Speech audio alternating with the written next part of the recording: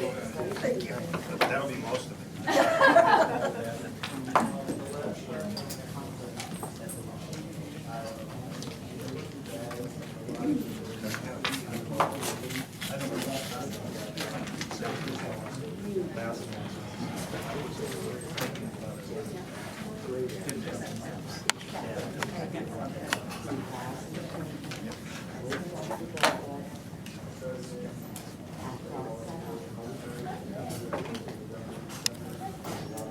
Okay. I'm going to call to order the regular board meeting that was scheduled for the 16th of January, postponed to the 23rd of January. We'll start with the Pledge of Allegiance. Did I get ahead of you? Pledge allegiance To the flag of the United States of America and to the republic for which it stands, one nation, under God, indivisible, with liberty and justice for all. Mr. Brady? Present. Mrs. Capabianca? Here, Mr. Cavanero? Here. Mrs. Homer here, Mr. Kisco? Here. Mr. Marola? Here. Mr. Nargi? Present. Mr. Rivero? Here. Mr. Tebow? Here. Mr. Traub? here. Mrs. Batchelder? Mrs. DeMonico? Present. Mr. Jocelyn? Here. Mrs. Klacko? Here. Mayor Bingham? And the student reps are not here this evening as they're attending the, playing in the basketball game that's here at this very moment. Thank you. School community public participation. The board invites members of the community to speak on topics to be addressed in the agenda or other topics of interest. Individuals wishing to make comments are requested to fill out the speaker sign-up sheet, which is located at the table in front of us. It must include your name and address, which also must be stated at the beginning of your comment. The board will not allow comments regarding specific staff members or personal grievances. Courtesy is expected in this limited public forum. The participating time will be limited to 3 minutes per person and 10 minutes overall to guarantee an efficient operation of the entire meeting. Mr. Johnson. We have one person. Anyone else attending? No? Thank you, sir.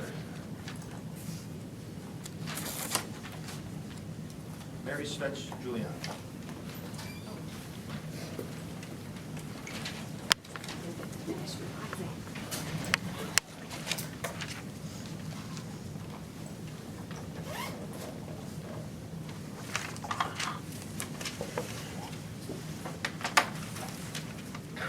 Good evening. For those of you who don't know me yet, I'm Mary Svetch Giuliano. I'm the president of the Torrington Education Association, and I'm here to discuss the sick day issue regarding teachers. First, I would like to just go back to last week where there was an article in the Republican and the headline read that the union leader blasted the Board of Ed for looking into that. I just wanted to state that I do not blast anybody. I am a professional. I've been a professional for 27 years. I will continue to be a professional in this role. And I'm interested in a dialogue. I'm interested in solving the problem. I'm probably interested in most of the same things you are.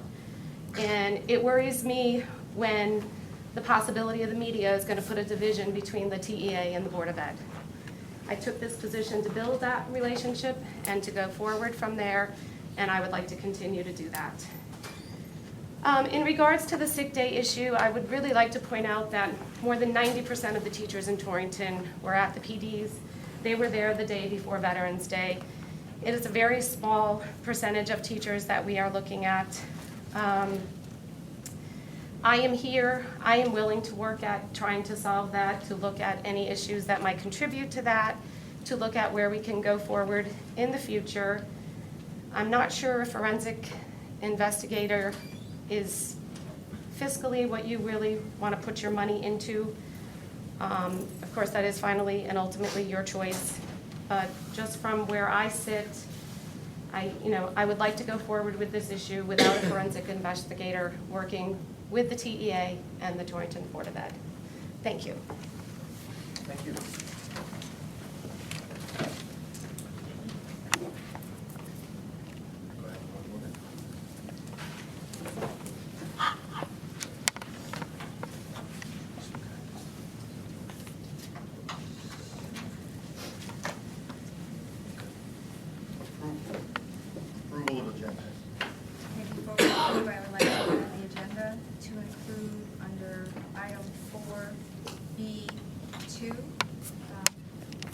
sequestration. Under 4B3, sequestration invoice. Sequestration. Under 5E3, appointments and resignations. Correct the date, City Council, January 22nd, and Ed Specs, January 23rd. Second from Carl. Any discussion? Seeing none, all those in favor? Unanimous? Okay, thank you, Ellen. Okay. We're going to skip A, 4A. We're going to move on to 4B, Superintendent's Report. Okay, in your packet, you saw that the Southwest School PTO and Playground Committee has requested to donate its newly purchased playground to Southwest School and the Torrington Public Schools. And in their statement from the PTO, it says that they've worked tirelessly over the past 2 years to raise the funds to purchase our new playground. We wish for years of enjoyment and exercise with the playground for our Southwest School students. So we need the board to accept this gift from the PTO. This very generous gift. Moved by Ellen, second by Dean. Any discussion? All those in favor? Unanimous?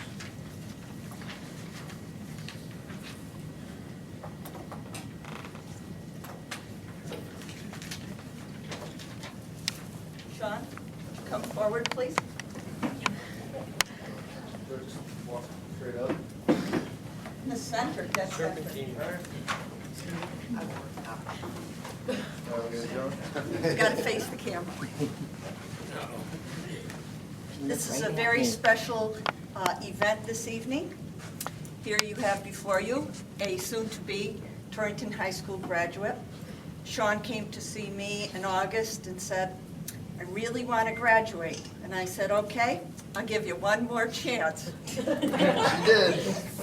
And with the help of some fantastic tutors and teachers and my administrative assistant and a good family and friends, he made it, and he earned 15 credits in 6 months. So this is a very intelligent young man who finally became motivated. Yeah. And I have what he needs so he can go for a job interview next week. So, but this is possible, thank you to the Board of Education for our online learning. Thank you. And for what we also know as Trod Prep down at the Midget Avenue. But no, seriously, this young man is highly intelligent. We finally found the best environment for him to be a learner. He has been an inspiration to the other students there. And, you know, you're the number 18th graduate who's gone online and made it. So, Sean, congratulations.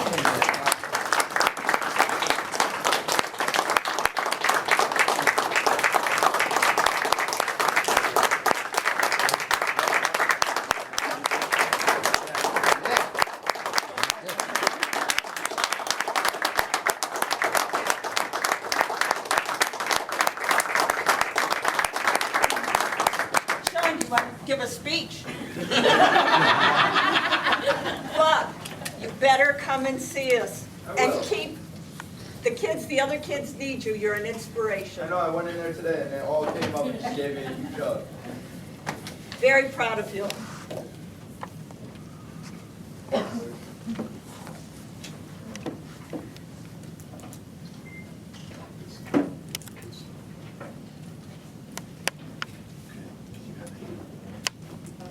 Yes, it's in the packet. Yes, it was just handed out tonight. The sequestration invoice in the fall, say it 10 times fast, no. In the fall, I brought before you the potential that we could be cut up to 10% from the federal government for funds that we receive, and several federal grants, including Title I, Title II, IDEA and Career and Tech Ed. And on the invoice, you can see that there's a current funding level, and they asked us to estimate what it would be with a 7.8% cut and a 9.1% cut. And so we could be anywhere from $145,307 to $169,524 cut in our budget as of January 1st this year. We will know more as we are informed, as we go through. You know, this is part of the cliff. So I just wanted you to be aware of it and, you know, no surprises. We did send letters, I did send letters to all our federal senators and representatives. These cuts would be reflected in the next budget cycle, or half this year and half next year? Yes.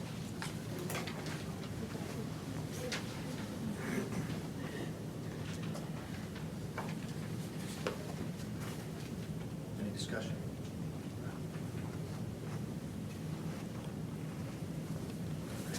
This is just anyone that has the ability or the interest to write or contact their representatives. This is just the federal side of it. This does not reflect the $1.2 billion deficit the state found themselves in. So this isn't going to get better, it's only going to get worse. We have to fight with our representatives and our senators to try to prevent any further fall. Thank you. THS Distinguished Alumni Award. I can set the stage for this, Mr. Cavanaugh, or jump right on it as you feel necessary. All right. The January 2nd school improvement meeting, the committee agreed to revisit the process of the Board of Education's Torrington High School Distinguished Alumni Award. The award has typically been managed by the School Improvement Committee on behalf of the board, but it is an award that is bestowed by the entire board, which is why it's been placed on the agenda for your consideration tonight. This award was first established in 1995 and was given annually until 2010. It has not been awarded for the last 2 years. The award is typically announced at the May Awards Assembly at Torrington High School, and at the January meeting, the School Improvement Committee discussed the calendar for the process and the criteria for the nominees. There is a press release attached in your packet that would reinstitute the award process for 2013 should the board decide to make a motion to do so, and that is in the packet for your review. Mr. Cavanaugh, want to add anything? No, well, just, you know, we wanted people to, we really wanted the Distinguished Alumni Award to be for someone who was truly distinguished, and not driven by the fact that we had to find someone. The point is the only reason the Board of Education would get involved in doing this is to provide that kind of individual who came from this environment, this school district, whose life and achievements in any field of endeavor could be an inspiration for the kids who are currently now in that system. And we are asking the community and those who would come forward to nominate people to keep that in mind. And personally, I mean, I don't feel compelled to give this every year unless we find the right candidate. I think to do that, like in any kind of award ceremony of that kind, it diminishes those who truly rise to the level of being distinguished alumni. You know, just reiterate that as a condition for nominating people and for the board to select, ultimately, when they do select the distinguished alumni, to use that as criteria. And we're really looking for the whole community to support us with this. We would love that. You know, We would if love our to get input. press would help us and, you know, put the application in their paper with the whole purpose of why we're doing this, and so that our community could really, you know, find someone that they believe is, you know, a good, yeah, deserving of the award.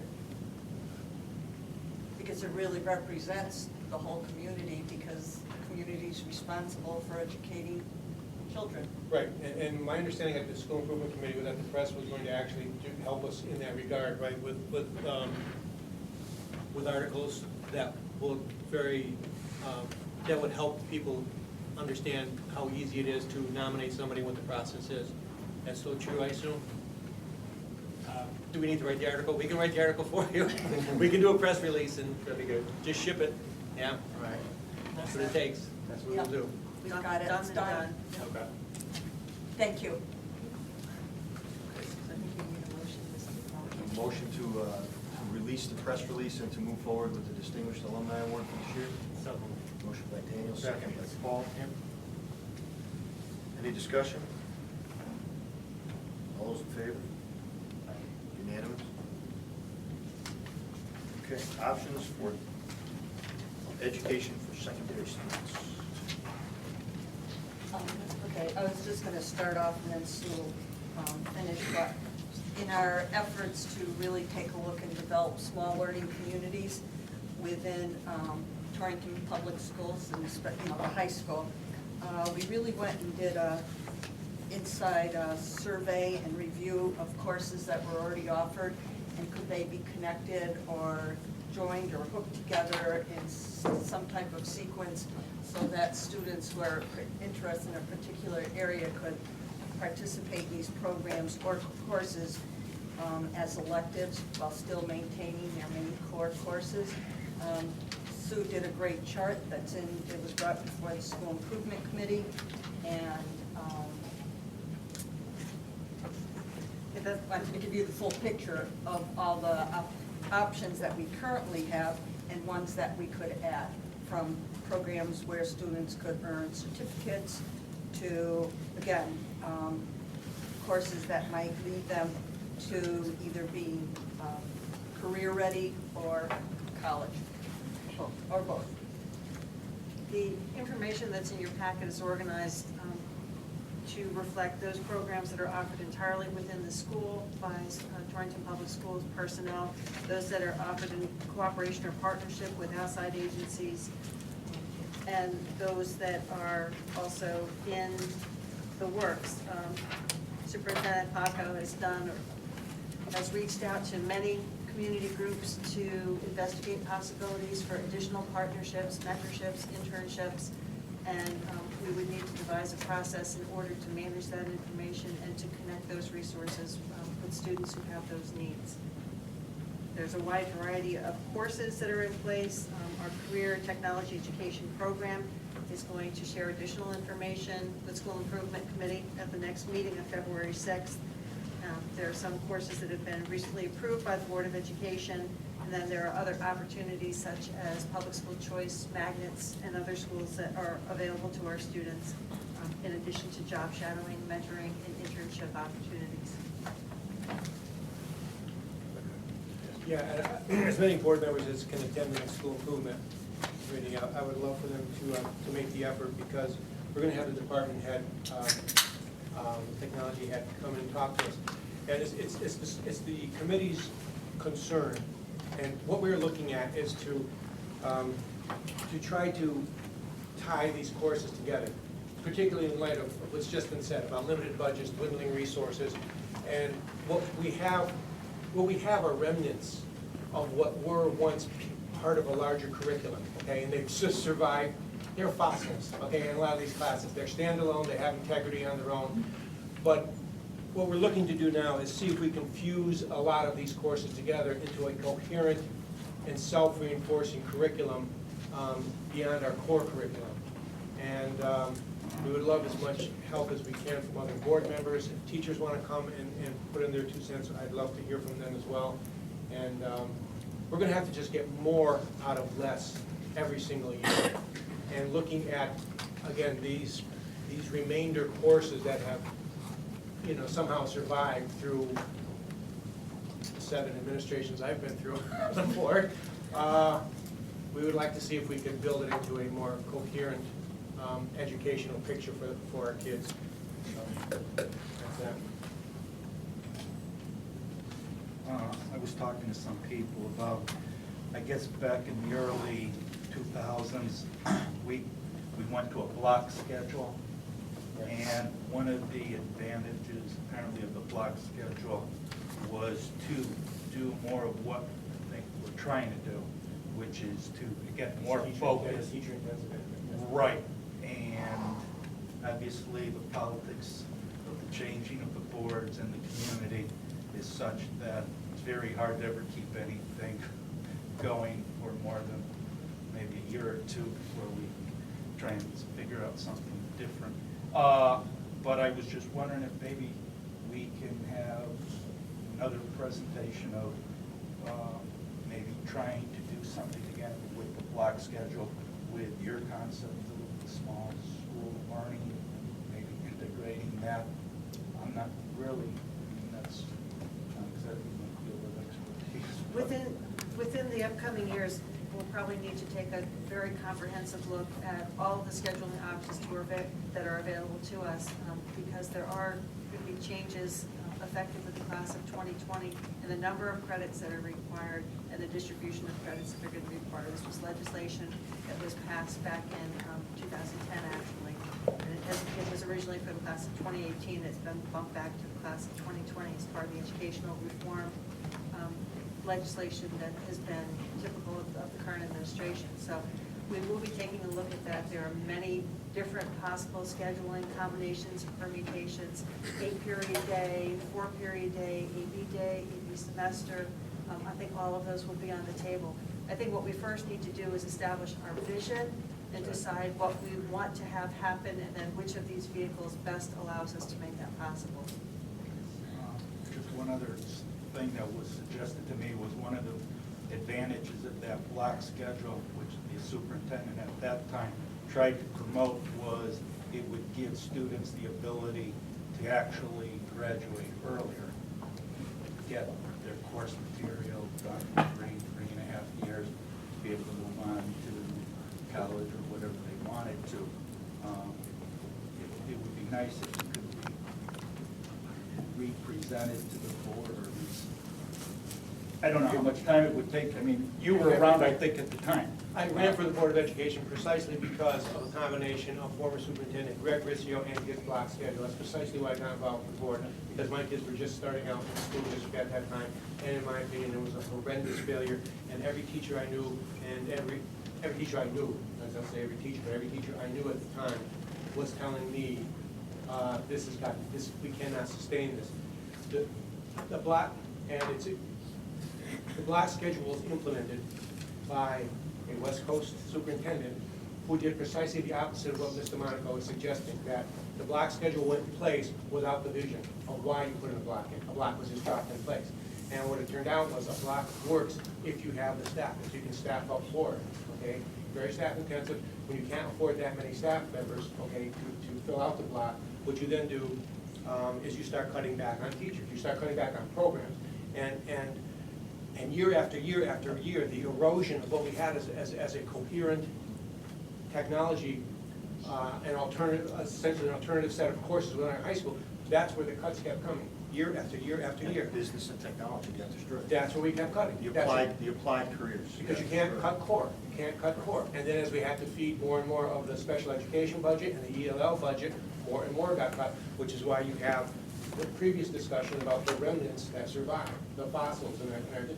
So, Andrew, we can go down that road, but we have been there down that road before. And I'll let the administration make a presentation about the limitations of the block. But, you know, what Mr. Monaco, in my opinion, is saying is absolutely correct. We have to figure out exactly what it is, with the resources we have, what we hope to accomplish, what we can accomplish, and then figure out whatever schedule works to accomplish that goal.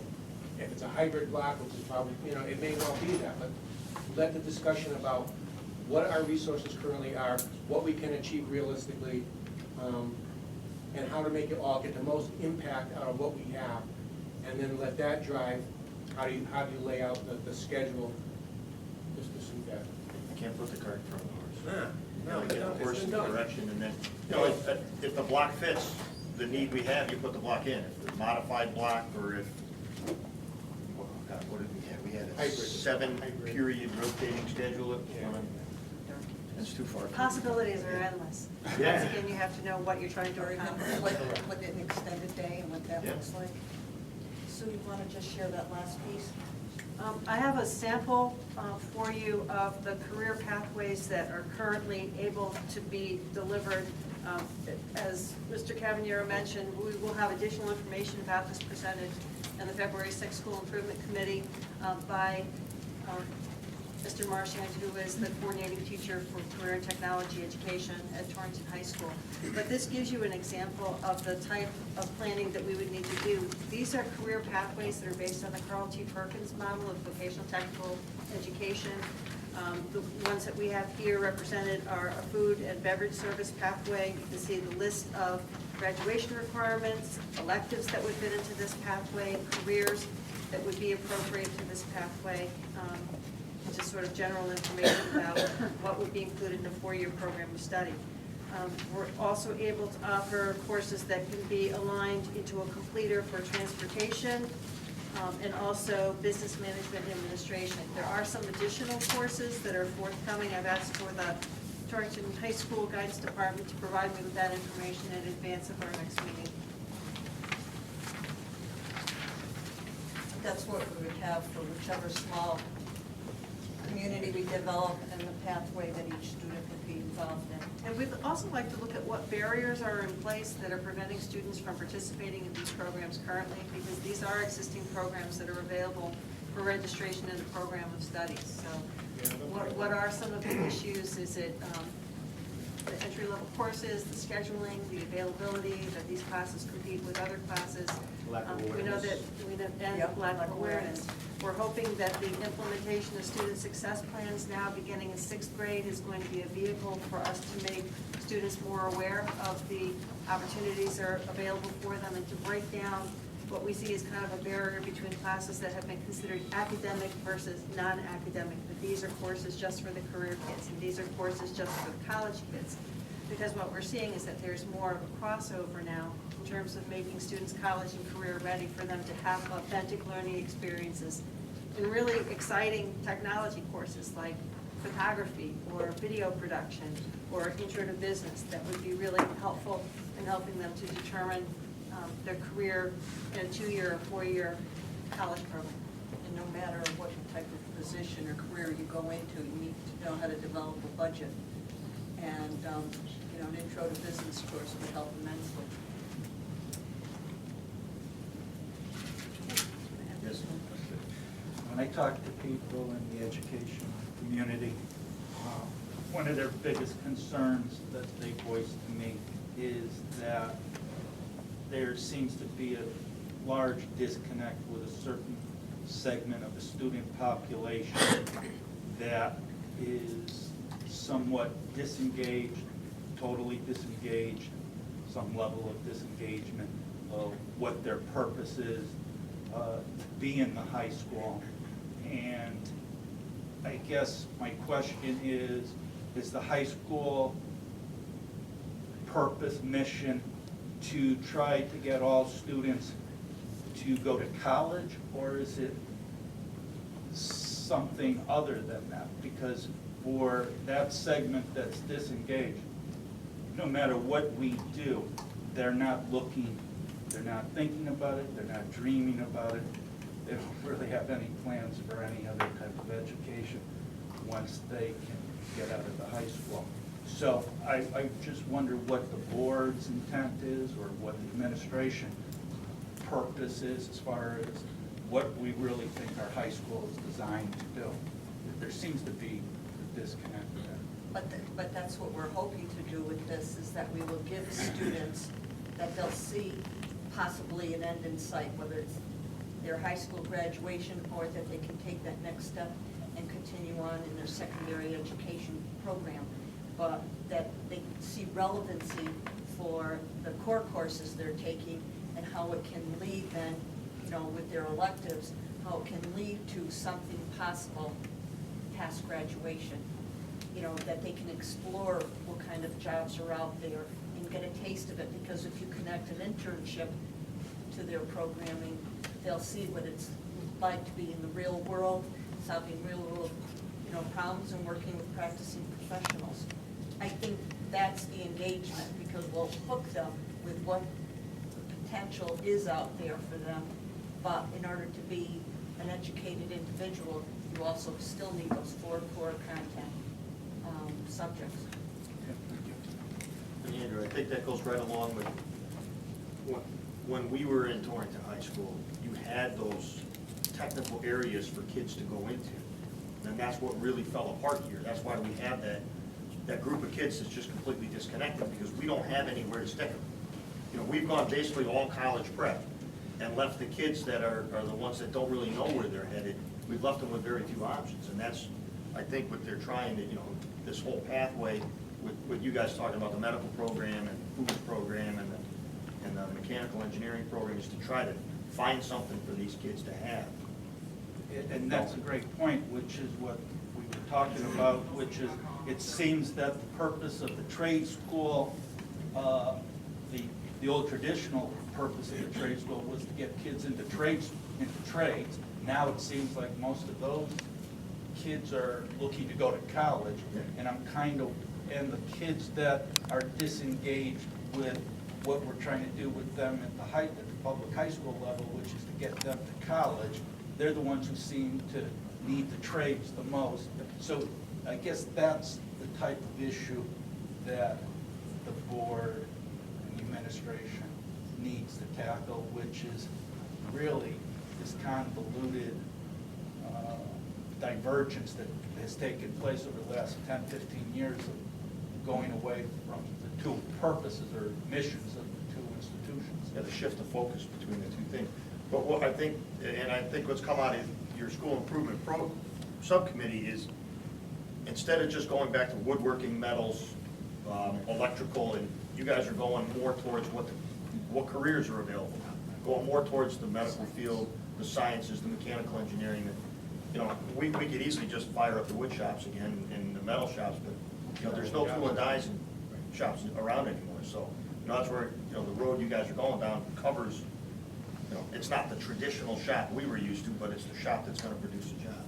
And that's why I want to look at those remnant courses to see, you know, quite frankly, how relevant some of them are, and if not, then we have some hard decisions to make. But the goal of the board, as always, is we have to watch 5,000 students. That's what we're looking at, you know, and our choices have got to be based on their priority, their needs, above everything else that we're doing now. And I think Mr. Nergy said it best, we have to give these students hope. And if we can get them sixth grade, you know, and start following and thinking about their future, and they see relevance in their education, we'll have a home run. Just to return a point, Andrew, to get back to the block schedule, because it's tied to this whole competition is tied. If you want to talk about a dropout rate, I just remembered, the dropout rate for seniors when the block schedule was in place in Torrington was astronomical, because they had, through the block, they had done their core, their requirements, and by senior year, there was nothing for them. And so the administration at that time literally allowed them to leave at like 11 a.m. every morning. It was some ridiculous thing. And by like 11:15, you would see like half of your senior class hang out in the parking lots, just drifting all year long. You know? Well, was that a deficiency in the way it was Because, run? yes, because you couldn't staff, You couldn't afford the staff and the staff. course curriculum that it required to fit that. It was just so labor intensive to fit the block schedule in there that you just, you know, with budget cuts, and which led to staff reductions. Yeah. Well, now if you reduce the staff, you reduce the available number of classes. These kids had nothing to do but study halls. So if their last 2 periods or 3 periods were study halls, they could skate out. Right. Because there were no electives. Right. That's There what was happened. nothing left for them.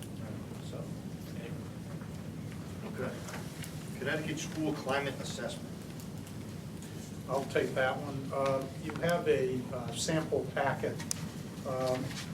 Back 2 years ago, the legislature was paying very close attention to bullying in the schools. And one of the mandates was to take a look at our policies, take a look at our the way we operate in schools, and to this year, for the first time, begin surveying students, parents, staff on safety in schools. As we all know, the definition of safety in schools took a major turn back in December with what happened in Newtown, understanding that many of these surveys were written long before that particular incident. So they've taken on maybe a little different meaning, but the information is going to be very important to us. The reason why you have only the staff, we are still appealing to our parents to please go on the website and for your school and complete a safe school climate survey. We have captive audience and staff. We have really good numbers. We had captive audience with students. We have good numbers coming in on them, but our parents are lagging behind. We did a warn system call slightly before the holidays, reminding parents to please go out and fill out this information. While it is mandated, and we do complain sometimes about state mandates, this is very, very useful to us. It'll provide a lot of information for our various committees that are working at the school level to make some determination looking at the data as to what we can do to help make our schools safer for children, have parents feel like the schools are safe places for children, and obviously the intent here, as I said, was originally to address the bullying, but there's so much more in these surveys that will be helpful to us. So if the press that are here would help us get the word out, to please go to the Torrington website and fill out those surveys. The reason why we wanted to provide the staff survey, a couple of schools were asking for the data. We wanted the board to see it along with the staff, and we'll be back in front of you with a full report, including breakdown by level, breakdown by school, what the students are saying, what the teachers are saying, what the parents are saying about safety in our schools. Any discussion? Yeah, I was somewhat, I felt that the results were not as positive as I clearly would have liked to have seen them. First question I have is, number one, the grade levels served at my school are response percent. What do you mean by response percent? 38%. Of the respondents, 11.1% were pre-K through 5, 38.8% were K-5 of the total number of respondents. 40 divided by 360. So of the faculty returning the results, what total percent of the entire faculty? We're up around 90%. I had some that, rather than go online, I had some people fill it out on paper. Okay. And I've got those in my office. They've been tallied. Those will be added to these numbers, so that we'll be pretty close to 100% when it's all said and done. Okay, so it's not 38% No, no. of K through No, we have 5. Of the excellent. respondents, though, that We had an number- excellent response. It's up Okay, around so 90. you're saying about now. 90% of the faculty Yeah. did respond? Yeah, 90%. yeah, we're in good shape. Okay. I wish I could say the same for the parent group, but we're challenging them. Then we go to number 6, the culture and emotional climate of the school is positive and supportive. Who are they talking about as being positive and supportive? Are they saying that it's the board that's supportive of them and positive, the administration? You know, when we talk about school climate, we're talking about the overall feel for the building itself. When you're within the walls of the building as a staff member, is it positive and is it supportive? And that being said, 24% of the respondents said only some of the time. Correct. That's really not a good response. I mean, there's 24% of our faculty that on a day-to-day basis do not feel that the climate is supportive of the mission of education. A positive and supportive feel. So what you do when you get this information, Mr. Nargi, is you, number one, we will compare it to what we get what are the parents feeling, what are the students feeling, but we'll also drill down into these numbers to find out, what are these people telling us within that 24%? What is it that is a concern? Now, if you do a survey, and I brought it to you, and 100% said most of the time on many of these questions, it really wouldn't be a very hopeful survey. We're gonna have positives, we're gonna have negatives, but behind every number, there is information that needs to be obtained. So this is just the beginning. Well, I mean, and it goes, you know, then you go, are there clear policies and procedures? 23% said no. So apparently, there's the good quarter of our staff who feel climate's not very good. Policies on a day-to-day basis, they seem to be saying the policies are either being enforced randomly. It's that 20, and again, you could look at the other way at the result. There's almost 20% of the faculty that think everything is fine all the time. So Now obviously, You've got your bell curve. this is K-6 or K-12. What we now need to do is break down these numbers. Is there a particular level where teachers feel more comfortable with that one than others? Are there buildings where there's less of an issue, more of an issue? We will be able to get information as we drill down through that. yeah, I would almost wonder if there isn't, and maybe you will at some point sooner than later, get what maybe it's only one or two things that the faculty see that bothers them so much that they become part of that 25% of our faculty that seems to be pretty upset with the entire general climate.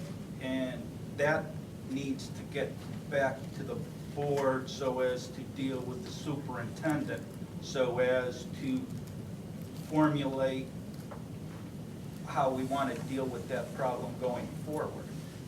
It may not be like 100 things, it may be just one or two Yeah, things, and but within those that are 20 so intensive to the faculty. And within that 23%, are they clear? Are they being well communicated? Are they being well articulated? Or are the policies not favorable in the view of some people? That's why this is basic information. It gives us a starting point. It's not just the administration looking at it. There are committees in every school that's going to be looking at this information and trying to make some sense of it. I don't know, is our TA representative is here.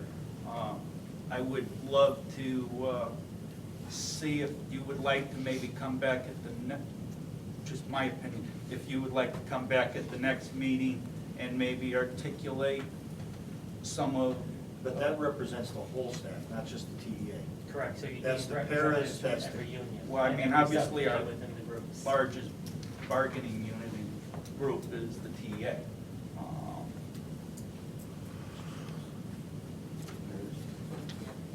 I'm not trying to put you on the spot, it's just something that I've always thought that, it's not like try to be adversarial, but when you have these numbers, the best person to tell us what's going on in the field is the teachers, and you're the representative of the teachers.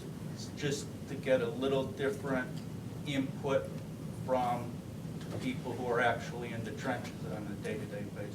Right, and I would be more than happy to follow up on that. Okay. I can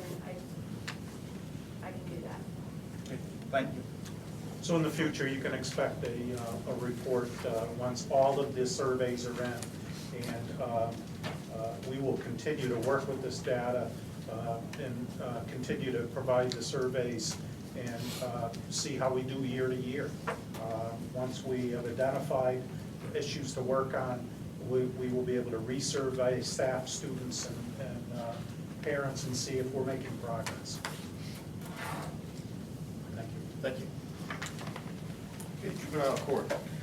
This is in response to a question that came up at our last board meeting as to if students are arrested in school, or even outside of school, what happens, how do we know what happens to them? And I spoke with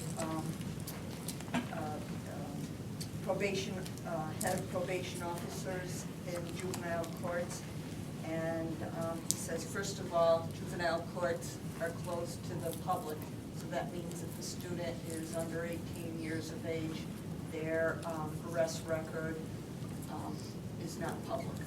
And so we have no access to that. We are not informed if they've been arrested,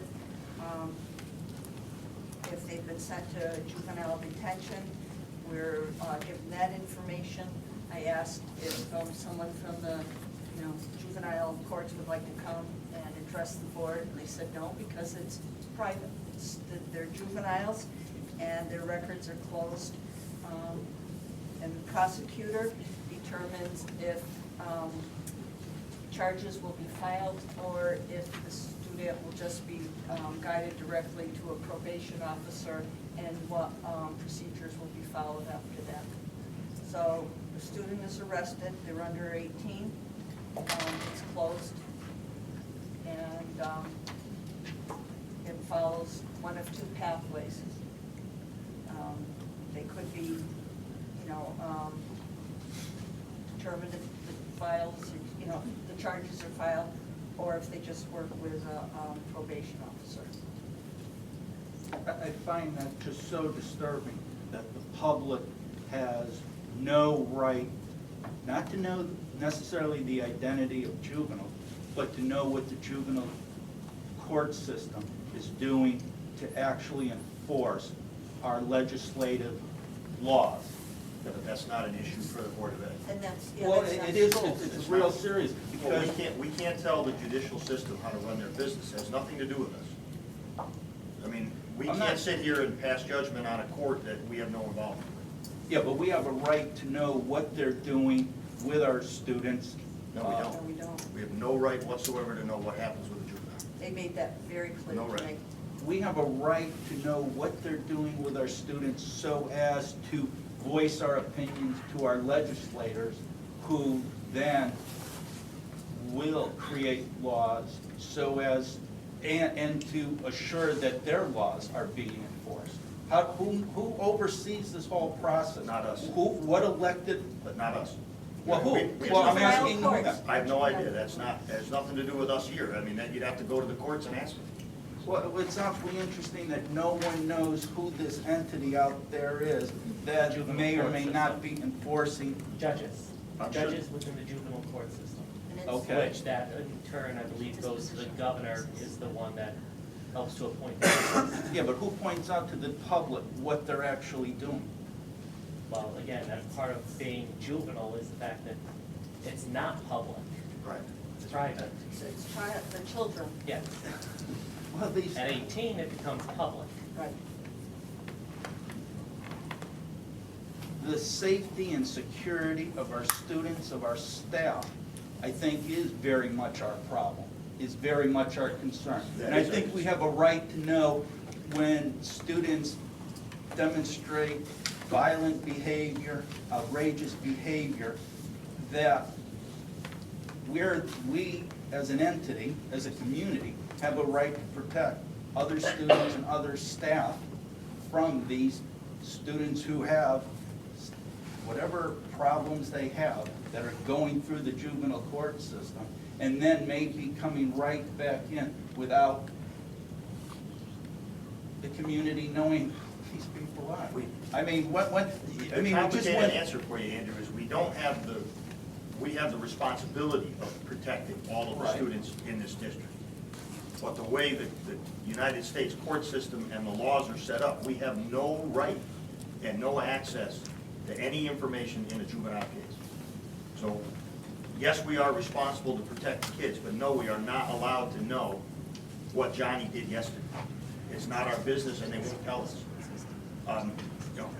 When Cheryl got the information, I did speak to Shipman and Goodwin about it, because we were talking about the other issues coming up on the agenda, and he said, absolutely not. You can't have any information on those cases, it's not your deal, and you just can't have it. So, we do have to protect our kids the best we can with the information we do have, but we don't have any leg to call the judicial system and say, hey, I don't like, you know, I want you to do this different for me. Yeah, but the best advocate for the educational community are the local boards of education. And if that means seeking to have all local boards of education put pressure on the governor's office to oversee and make sure that our judicial system is not endangering the entire educational process of other students and faculty with may or may not be just totally You have to go beyond, misappropriate behavior of the judicial system, of you the have to go juvenile court beyond the system. governor, because it's a federal law, it's not a state law. Well, So you need that's to why go- we're in a democracy. People have a right to gather, voice their opinions, voice their concerns, and change legislation at whatever level needs to be changed to make our schools safe for staff and students. It's awfully interesting that this is the type of response that I'm receiving tonight based upon just what happened a month ago. I mean, at what point do we just continually see in this country students being assaulted?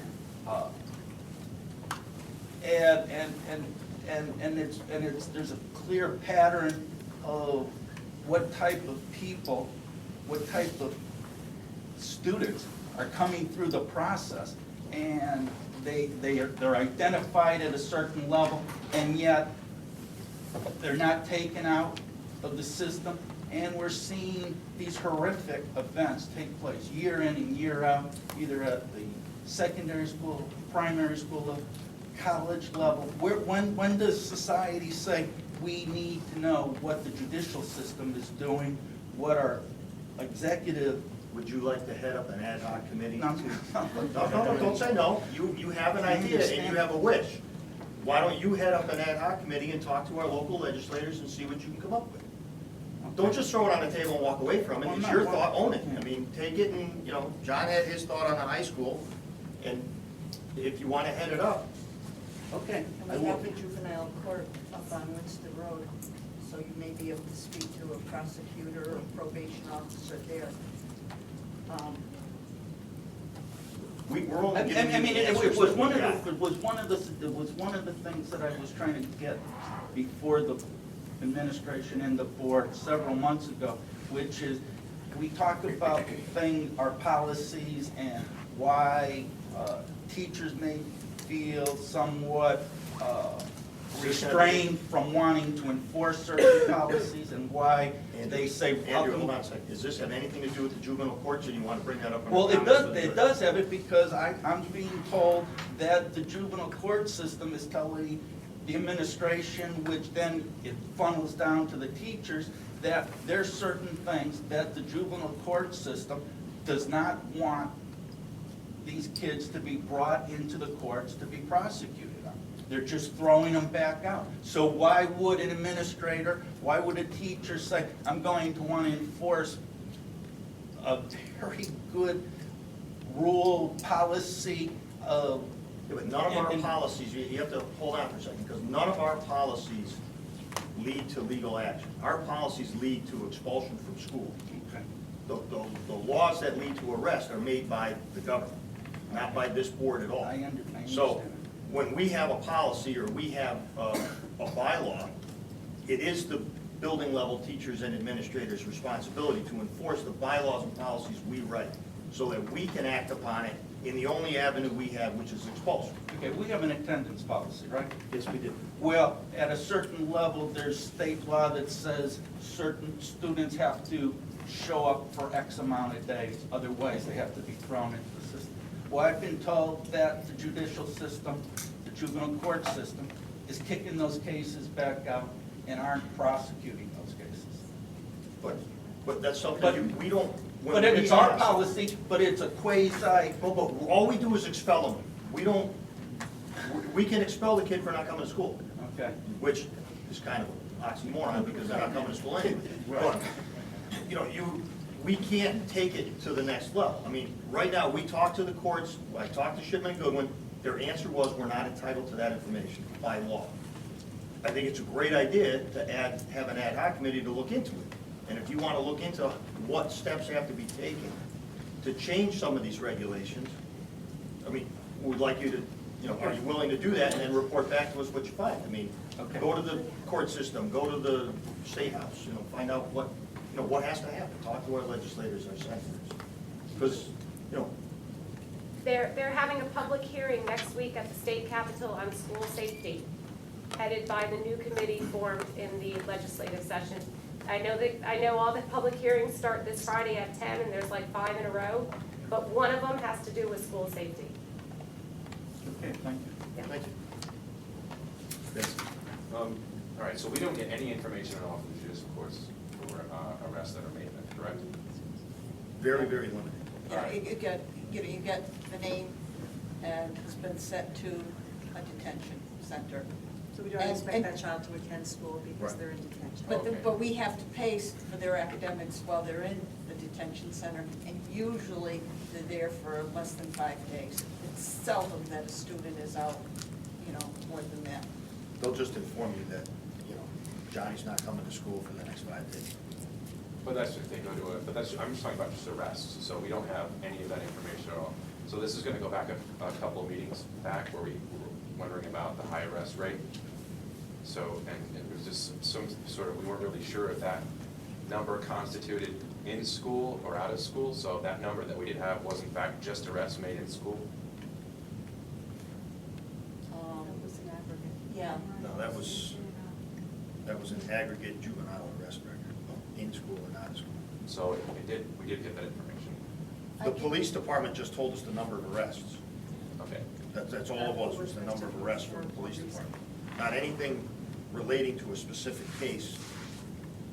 We can't say if John is misbehaving, I'm sorry, John, it's always John. But if John is misbehaving, and we'll pick up Chris is misbehaving, and Chris has done something wrong, we can't get a report back from the courthouse saying what Chris did. No, I wouldn't want it. I Right, so we completely agree. can't say that, Chris likes to play with matches. Right. So don't leave him in an art room, which has a lot of paper and paint and matches. Right. But we can't know that, and that does put kids at a risk, because we don't know what limitations where we should be extra careful. and My monitoring. point wasn't to Nardi's point, Mr. Nardi's point at all. I was just saying that we had a report a couple months ago that said that we saw there was a very high arrest rate for our schools, and we were told that that number constituted outside of the school as well as inside of the school. Yes. So I mean, I just wanted to just make sure that Wasn't that that number. just the ages? That was School ages, it was school ages in arrests, so it Torrance. wasn't necessarily students of Do you the school. remember what I was? Right. Yeah. Yeah, I know which one Yeah, you're talking okay. about now, yeah. That was just Anyone people of what with age school- group. Yeah. Right. All right. And that was generated not by us, but. But we did get that information from Right, somewhere. Yeah, about from the information. state. Just Right. the numbers. Okay. Yeah, we can't. Well, let's move on to teachers.